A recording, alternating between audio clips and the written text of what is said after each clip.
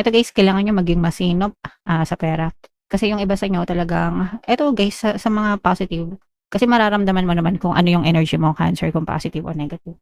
Eto sa more on positive energy pa guys, talagang mararamdaman mo na unti-unti mong natutupad yung mga pangarap mo. Kung meron kang mina-manifest pagdating sa pera guys, unti-unti mo nakikita yung mga bunga niyan, yung mga resulta.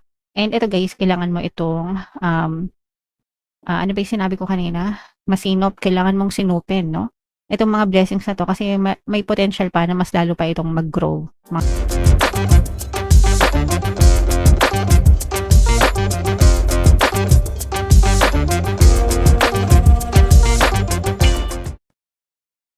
Hello guys, hello Cancer, welcome back to Pinay Pixie Tarot. Ang pamagat ng episode natin for tonight is Money Money Come to Me. Ito yung ating money reading para ngayong July para sa Cancer, Sun, Moon, Rising Sign, and Venus. Unahin natin tong deck na to guys. Ito yung mga money manifesting techniques para sa inyo guys. So, meron tayong positivity mga kapisi. Ito palagi ko yung tinuturo sa inyo guys. Araw-araw, paulit-ulit, di ako magsasawa.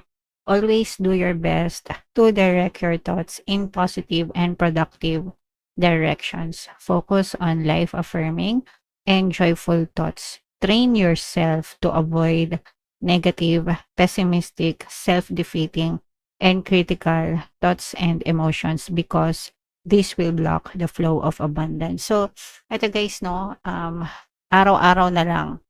Araw-araw na lang tuwing nagvi-video tayo, araw-araw na lang mga kapiksi, sa lahat ng zodiac signs, palagi ko kayong sinasabihan to think positive, always focus on positivity, eliminate the negative mga kapiksi, okay?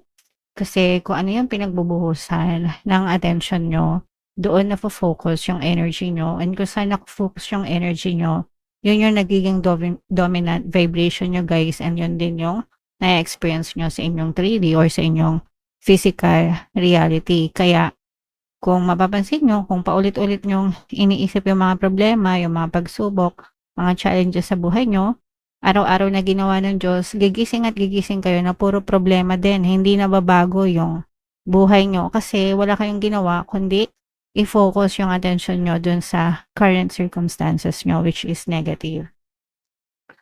Now, kung gusto nyong mabago yung buhay nyo, simulan nyo na ngayon, araw-araw, i-train nyo yung sarili nyo to think positively mga kapiksi, araw-araw. Everyday na gumigising kayo guys, binibigyan kayo ng chance ni universe para baguhin nyo yung buhay nyo, to live the life that you want by focusing your attention dun sa mga bagay na gusto mo. So, kailangan lang yan ng training, kailangan ng habit, kailangan ng positive change mga kapiksi. Hindi yan biglaan, hindi yan porket nag-negative thinking, nag-positive thinking ka ngayon, bukas okay na yung buhay mo. Hindi ganon.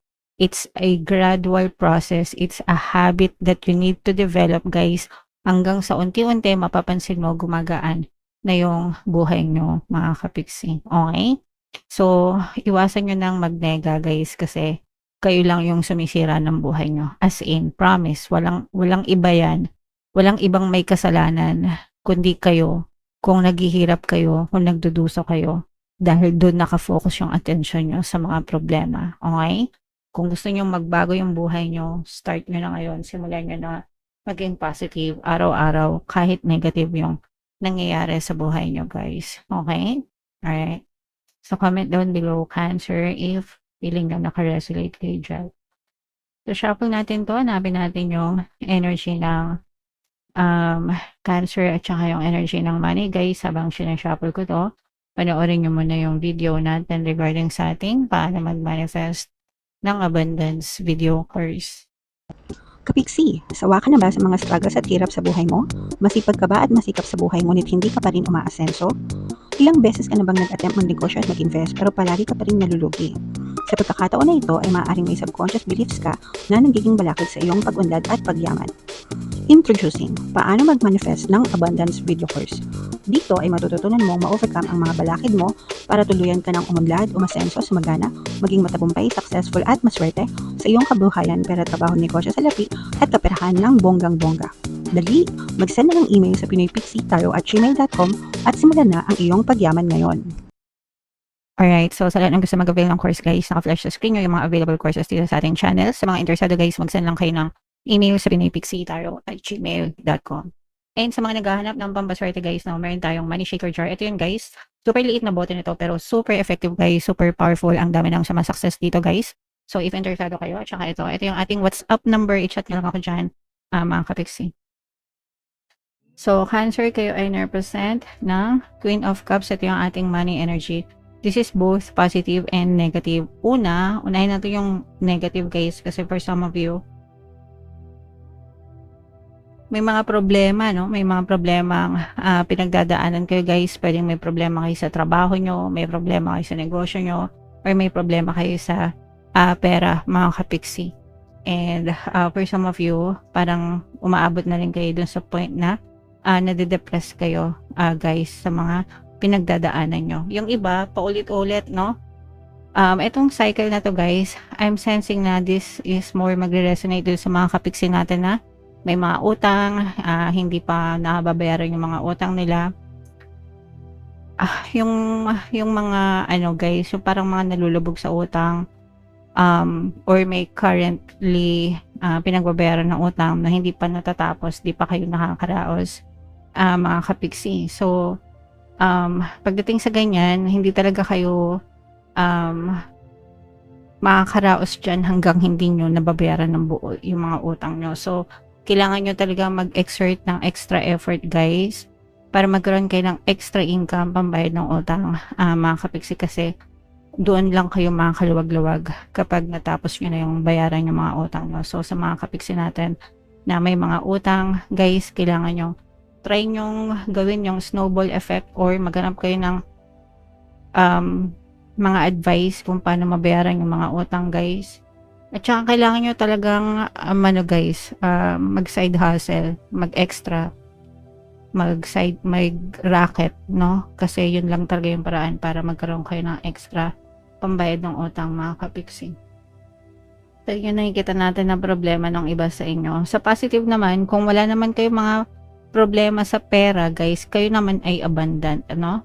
Ito kasi nakikita natin, ito'y financial stability and security, ha? Kung hindi kayo nakakareso, kapixie wala naman akong utang, dito kayo guys, kasi this is a very positive energy kung saan super abundant yung inyong pamumuhay naman. Magaan yung daloy ng pera, lalo na kung may mga business kayo. Sa mga kapixie natin na may mga negosyo, mga kapixie, parang ang tuloy-tuloy yung magandang daloy ng business nyo, marami kayong customers, at saka parang marami kayong magagandang feedback dun sa mga negosyo nyo, kaya mas lalo kayong nakakahatak ng maraming customer. At saka maganda rin dito is may mga taong sumusuporta sa inyo sa negosyo nyo, no?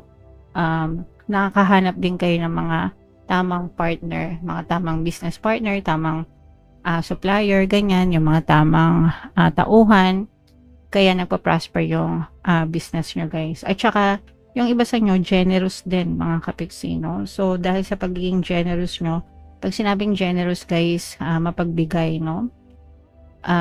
Matulungin, ganyan, dahil sa pagiging generous nyo at sa pagiging matulungin nyo, kaya lalo kayong pinagpapala guys, okay?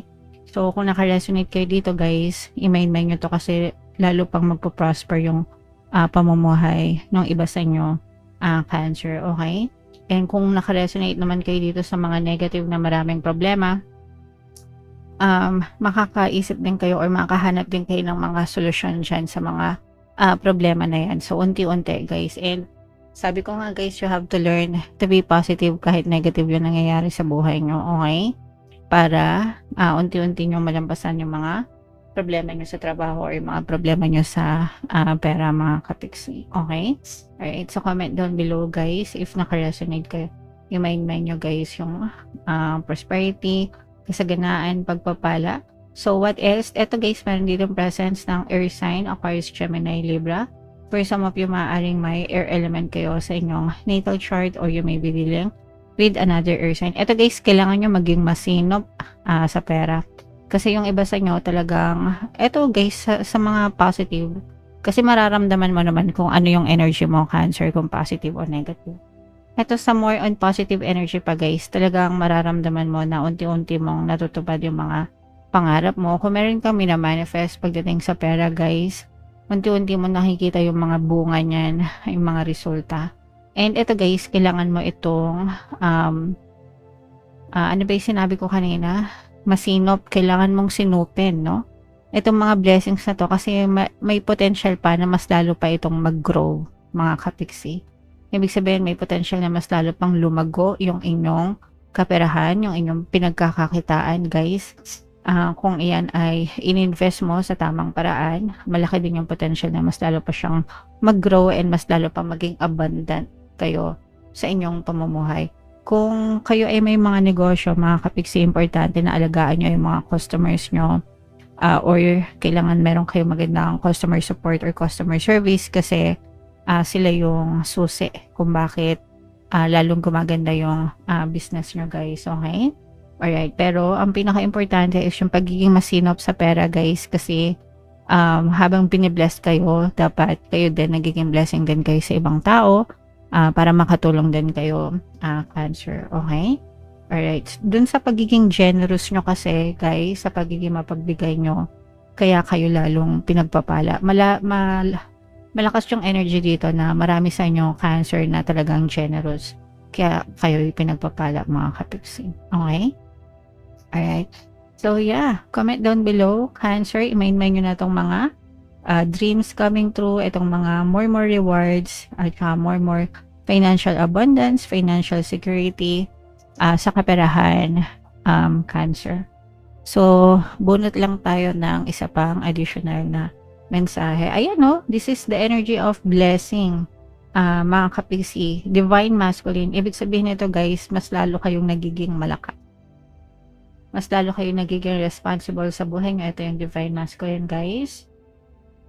Si universe yung, parang si universe mismo yung nagbibigay sa inyo ng gabay or guidance para mas lalo kayong maging masipag, masikap, maging malakas, maging matatag sa buhay nyo, and kayo yung nagsisilbing liwanag sa sarili nyong pamumuhay. Hindi mo kailangan maghanap ng inspirasyon sa labas, sa ibang tao, mga kapiksik, sa ikaw mismo yung magiging inspirasyon para sa sarili mo. Babangon ka, hindi lang para sa mga mahal mo sa buhay, kundi para sa iyo mismo, sa sarili mo. Kasi gusto mong baguhin yung buhay mo, gusto mong maging umunlad, umasenso, at saka yung maging blessing sa ibang tao. Yun talaga yung nararamdaman ko dito kasi yung iba talaga nagsisikap, hindi lang para sa kanila, kundi para sa ibang tao din. So, lalo talaga kayong i-bless kapag generous kayo, Cancer. Okay? Alright. So, yeah. Comment down below, guys. I-main nyo na yan sa comment section, yung mga blessings na yan. Magpapala ka sa ganaan. And yung mga kapiksi natin na namang problema, wag kayong mag-alala. Magiging ma-okay din ang lahat para sa nun. Alright? Okay, so comment down below if naka-resonate kayo for more tarot readings guys. Ito yung playlist nyo. Ito naman yung ating success stories ng paano mag-manifest ng abundance video course. Panoorin nyo itong video natin guys about money shaker jars. Thank you for liking, sharing, and subscribing. See you next time guys. I love you all. Have a nice day. Bye-bye.